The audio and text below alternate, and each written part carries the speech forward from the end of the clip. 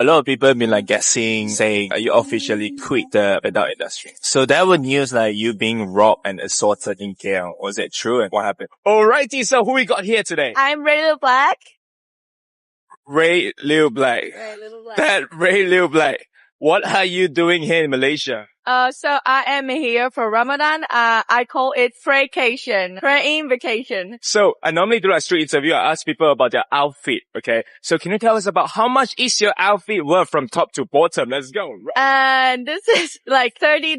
This is like $5. This is a gift. I would say less than 50. Assalamualaikum, Rae. So we heard this your So we heard this your first Ramadan, right? How's it going so far? This is my first Ramadan in my life. I'm thirsty and stuff, but I was worried a lot before I start Ramadan. But now I feel like I am guided and He is helping me. Are there any challenges or obstacles ever since you started like practicing Islam? Since I started practicing Islam, of course, my background is adult industry, and then some people not welcome, and then some people don't believe. But seriously, for me, it doesn't matter so much. But sometimes it's hard to know that some people are not welcome and then get some harsh comments. So what makes you decide to start learning about Islam? Actually, it's very interesting because I went to Bali, I went to Indonesia, and then right after, coincidence, but I came to Malaysia. And then I met a very nice people here. The first time I came here 6 months ago. And then I wear hijab for the first time in Malaysia. And then right after this, it's coincidence, but I went to south of Thailand, which there are a lot of Muslim people live. And then these three things happen for a reason. I think I met these people and then I would like to understand them. And then to understand them deeper, I want to study Islam because that's what they think is very important to their life.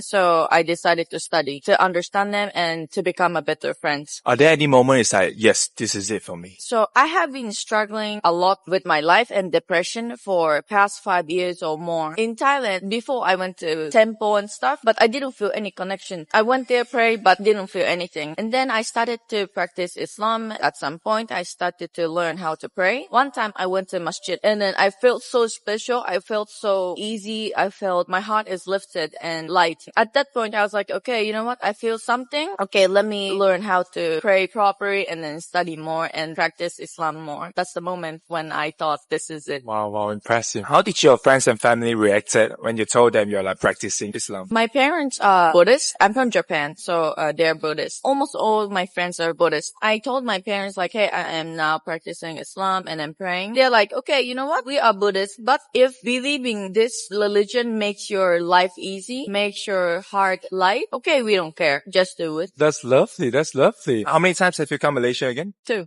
2 times. What makes you keep coming back to Malaysia? Last time I came here, I just came here for 3 days just for experience. I just booked a random trip and then try hijab. I was non-Muslim. I came back this time, second time as Muslim. I came here to pray and then I think I will keep coming back to, practice Islam. Do you feel different 6 months ago and 6 months later? Definitely. I am a better person. I feel so much better and then I feel happier in my life. Have you tried the food during like buka puasa? Iftar? I arrived here yesterday. So yesterday was my first iftar dinner. I 2 menu. Nasi lemak. What other one is rice for Wednesday. Nasi karabu. The blue one. Oh, the blue one. Yeah, nasi kerabu. So which one is your favorite? I like both. You like both. So how did you prepare for your sahur? In the morning, the hotel that I'm staying, they have like a sahur set. So I had like a lot. So there were news like you being robbed and assaulted in KL. Was it true and what happened? So this is definitely not true. Media exaggerate what I said. Please, internet, don't believe all the information on the internet. What I said is some people followed me and stalked me on the street. And then at some point he grabbed me like this, but that's it. I wouldn't consider this as an assault. Maybe he was drunk. Of course, I'm pretty. Yeah.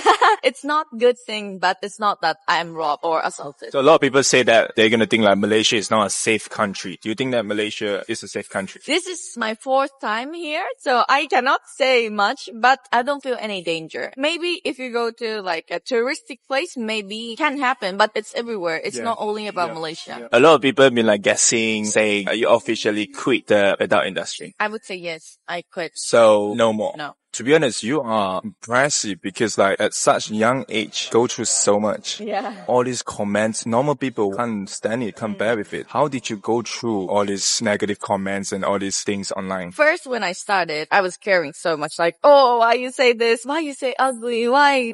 But at some point, you're like, okay, you know what? I don't care. I don't check all the comments. I don't check all the DMs. You feel bad because you keep checking online. You keep checking, opening your phone and opening your comment section. That's why you're hurting yourself by opening it. So for me, I was like, okay, you know what? I think I am too addicted to social media, too addicted to internet. So, hey, this is making me feel bad. So let's not open. Let's read books more. Let's go outside more. Let's run. Let's do sports more. And then now I feel better because I don't check often. If you don't see it, it's not that. Yeah. If you don't check it, you feel bad because you are opening your phone 1 hour to check every comment, see what they're saying. You probably see a little bit, but if it's a little, okay, you say like, okay, I don't know this guy. I don't care. Yeah. What one message you would like to share with your followers about this spiritual journey? Alhamdulillah, I feel so much help from the God, Allah. I feel guided every day. I feel so much peace. I feel all the blessing every single day. For some people worry about me because I get a lot of bad comments, but please don't worry. I know that what matters is the intention between me and God. I believe this, and other things, it doesn't matter to me. A lot of young people out there is like lost, overwhelmed. Any advice for all these young people out there? I have been struggling a lot of different reasons. I cannot say when you can overcome, when you feel better, because I didn't know. And then I wouldn't know if it's coming back or not. But you are okay to feel that way, and then you are okay to keep feeling that way. You don't have to pressure yourself to feel okay. If you feel this way, depressed, whatever struggle,